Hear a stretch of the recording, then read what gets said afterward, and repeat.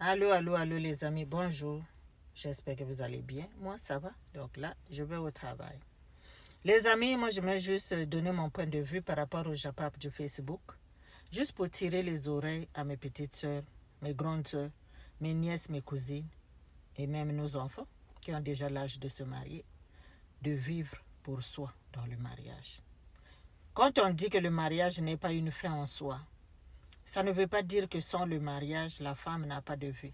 Ça veut tout simplement dire que la femme a une vie dans le mariage. Ce que vous apportez dans le mariage, c'est très important. C'est-à-dire ton poids dans le mariage, c'est très important. Raison pour laquelle on vous demande de chercher du travail, de travailler. Parce que seul le travail va te donner cette indépendance financière, mais aussi l'indépendance psychologique, aussi l'indépendance c'est-à-dire physique, mais surtout free mind. Parce que quand tu travailles, tu rencontres d'autres personnes. Tu n'es pas cloîtrée dans la maison toute seule. Tu as une vie sociale épanouie, qui est différente au lieu de rester à la maison. Ne vous attachez pas qu'au mari. Ne vivez pas pour les maris. C'est bien, on est tous mariés, on aime nos maris. Mais il y a des gens qui disent que moi là, avant les enfants, mais d'abord c'est mon mari. Ton mari n'est pas encore rentré, les enfants sont rentrés de l'école. Tu ne peux pas nourrir tes enfants. Tu dis, on attend votre père. Votre père n'a pas encore mangé. Moi, tant que mon mari n'a pas encore mangé, la personne, comme si c'est lui qui donne l'appétit à tout le monde. Vivez pour vous et pour vos enfants. Une femme ne vit que pour ses enfants. Une femme ne vit pas pour son mari. Qui vous a dit ça? Les hommes vivent pour nous. Nos maris, là, ils vivent pour nous. Qu'est-ce qu'on n'a pas entendu ici dans les prédications de Marcelo, là? Le jour que ma femme va mourir, je ne sais pas comment je vais faire. Le jour que Dieu va prendre ma femme, c'est tout ce qu'on entendait là-bas. C'est comme s'il prêchait le départ de cette femme-là. Et quand c'est arrivé, 3 mois plus tard, oui, je n'ai pas accepté Blanche. Ce n'est plus maman Blanche. Je n'ai pas accepté Blanche comme Seigneur et Sauveur. Blanche a été mon épouse. C'est pas parce que Blanche... Ah bon, donc ce n'est plus maman Blanche. Mais ce que tu nous disais ici, qu'il y aurait plus de vie quand elle ne sera pas là. Finalement, il y a une vie. Il y a toujours une vie. Parce que toi là, tu as les contractions d'une autre personne. Moi aussi, je suis contraction d'une autre personne. Donc, j'aurai toujours une vie quand toi tu vas partir et vice-versa. Dieu nous a unis et il a dit que c'est la mort qui va nous séparer. Donc, quand ça arrive, chacun doit refaire sa vie. On n'en disconvient pas. Mais quand même, il y a un minimum de temps avant d'aller penser. Parce que selon ce que vous nous prêchez ici, là, on aurait cru que vraiment, tu serais tellement abattu que même un homme même serait petit pour toi pour guérir la blessure dont tu nous as toujours parlé. Quand je vais regarder sa place dans le lit, quand je vais regarder sa chaise à l'église, people, bullshit. Do you hear me? Bullshit, total nonsense. Vivez pour vous, les filles. Prenez soin de vous. Prends soin de ta vie, de toi. Il faut d'abord être toi avant d'être pour quelqu'un d'autre. Prenez soin de vous, mes chères sœurs.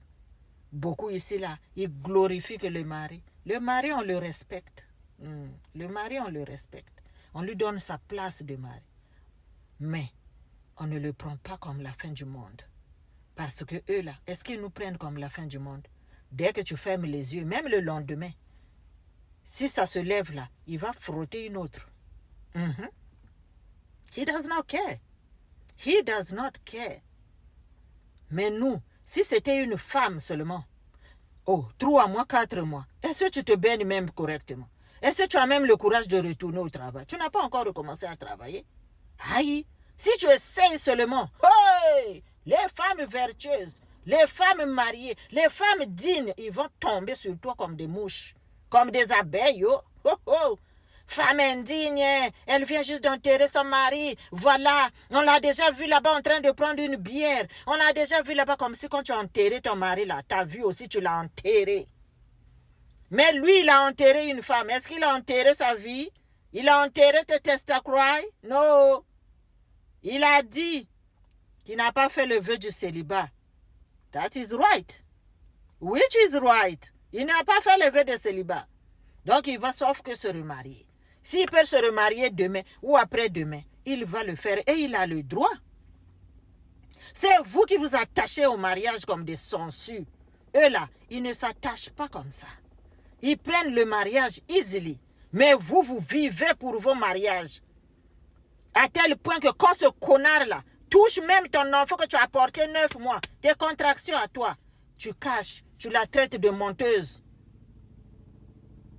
Tout ça là, pour rester dans ton foyer. Parce que toi, ton foyer là, il n'y a rien. Maman, protégez vos foyers. Façon dont vous, c'est-à-dire vous glorifiez vos foyers. C'est comme si après foyer là, il n'y avait rien d'autre. Regardez. Vous êtes indigné, non? Moi, je vois des vidéos ici. Marcelo, et il vous a loupé. Il vous a loupé. Il va se marier demain en pion. Comme ça va vous faire un gling, red flag. Ça va vous donner un bon red flag dans vos cervelles là. Que le mariage là, on s'est rencontrés, on s'est aimés, on se met ensemble pour le bien commun de nous deux.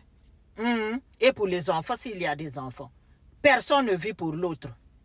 Chacun vit sa vie. Voilà. Chacun doit s'aimer avant d'aimer l'autre. Mais vous, vous abandonnez. Même tes cheveux, même, tu n'es plus capable de faire. Parce que toi, là, c'est l'heure où ton mari rentre. Même ceci, tu n'es plus disponible. Donner même un service, rendre même service à une amie. Il faut que tu ailles d'abord demander à ton mari. Comme si toi, dans le foyer, là, tu ne pèses pas. Tu as amené quoi dans ton foyer? Ou même simple petite décision, tu ne peux pas prendre. No judgment. Tu ne peux pas juger que cette situation-là, I can handle it. Non, moi, mon mari, je dois d'abord demander à mon mari. Ils vont tous vous laisser. Ça va vous laisser ici. Ouais. Ils vont vous mettre en bas terre. Puis après, là, ils vont aller se remarier demain. C'est de ça qu'il s'agit. Donc, vous, les mamans dignes, là, qui venez tomber toujours sur les femmes, quand ça arrive aux femmes, ouvrez bien vos oreilles, mais vous n'allez jamais apprendre. Surtout la femme africaine, elle va apprendre quoi? C'est son foyer. C'est la femme sage qui bâtit son foyer. Et l'homme sage là, il fait quoi? Il détruit? L'homme sage là, il fait quoi? Voici un pasteur qui prêche toujours. Ton gros ventre là, qui est ceci? Il prêche quoi même celui-là? Tout ce qu'il fait, c'est des remontrances. Tout ce qu'il fait là, c'est de juger le corps de la femme. Voilà, on a dit ici que c'est BBL qui a pris la femme là. Il vient dire, elle avait le BBL de Balouba. No sense. C'est quelle chirurgie, petite chirurgie là qu'on n'a pas pu faire à Kinshasa? C'est quelle petite chirurgie qu'on n'a pas pu faire en France? Turquie là, nous tous on sait ce qu'on fait là-bas. Turquie là, c'est pour aller faire le boubaraba et le lolo. That's it, that's all. Nous tous on sait. Donc vivez pour vous les filles.